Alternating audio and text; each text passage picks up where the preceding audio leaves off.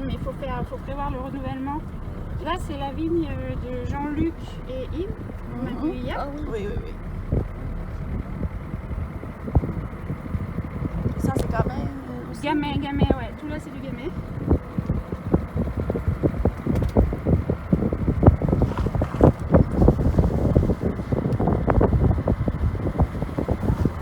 Cross and then you arrive to Lyon.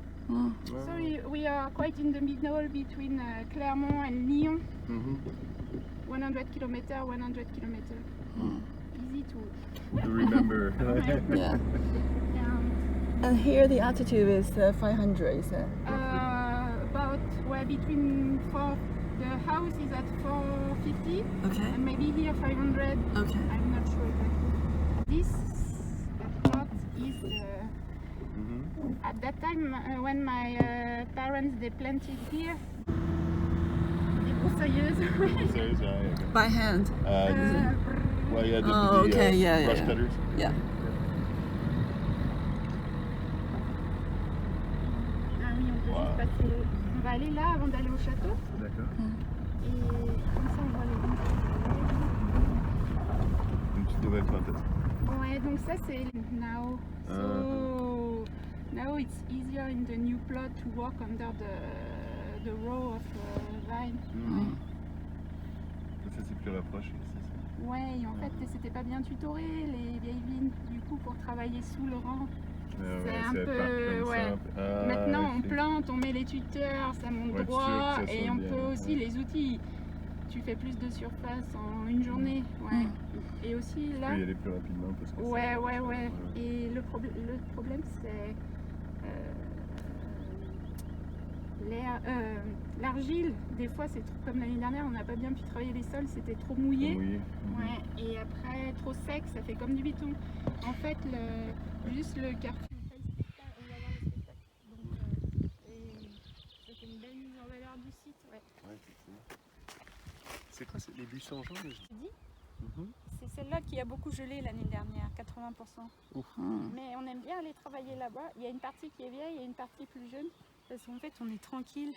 Il n'y a pas de bruit et tu es un peu comme seul au monde. Donc, et vous pourrez, je vous enverrai.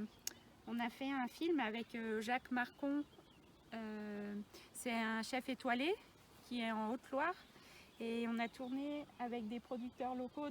On a fait une table au milieu des vignes et c'était là-haut. En fait, on a tourné une partie du film ici et après à la volerie. Mais je vous enverrai le lien pour regarder. Il y a de belles images du paysage. Donc, en producteur de vin, c'est nous. Et après, il y a des producteurs fromage de brebis, de cochon, charcuterie, de pommes, maraîchage. Et un gars qui fait des couteaux aussi. Parce que Thiers, vous êtes passé hier, il y a capitale de la coutellerie.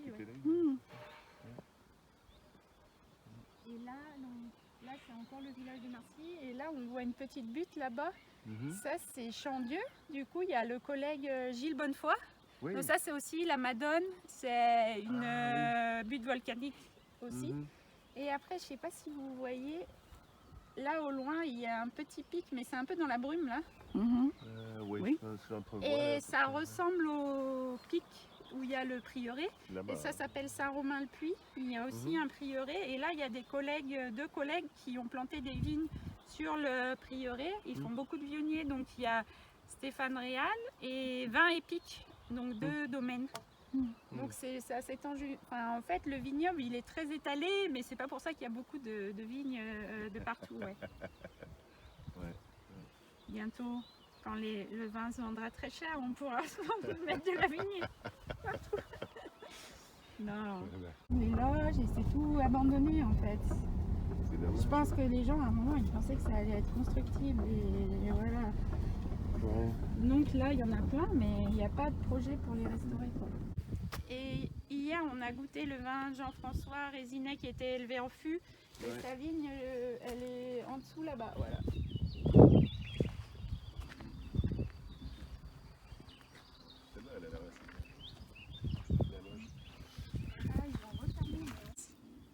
That we need to keep to make the plant was destroyed. So we have to, on some plant, we have to go back to the bottom to restart. Ouais. Yeah, yeah, that's why I look a bit different. Ouais. Normally, it should be like this. Yeah. On va faire avoir le cordon, mais Ouais. je vais repartir à nouveau. Et c'est pour ça, par exemple, lui, on a dû repartir d'en bas. Et... Complètement, ouais.